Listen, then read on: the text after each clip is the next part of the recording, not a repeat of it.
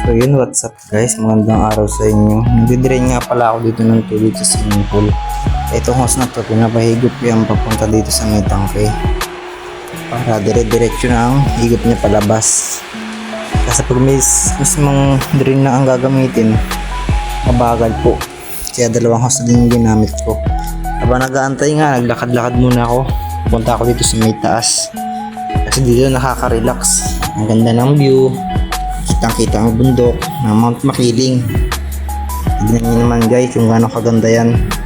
Overlooking nga pala dito sa resort namin. Kaya sa gustong mag-avail, PM na lang po kayo. Akat nga muna pula sa taas kasi maganda din ang view dito. Papakita ko din sa inyo kung gaano kaganda. Dahan-dahan ako dito kasi nga bubong ang inaapakan. Mahirap na baka madulas. Ayan guys, so dito sa taas kitang-kita nyo pati yung likod namin. Lahat yan dito guys, paikot, puro resort yan. Dito yan sa Laguna, Los Baños.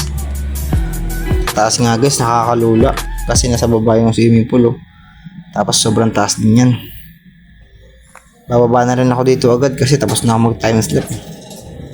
Gandaan, diba? Mahirap na, baka sumabit ka dyan oh. Tapos yan, isa-isa ko na yung kwarto dito kung may kalat para malinis na din.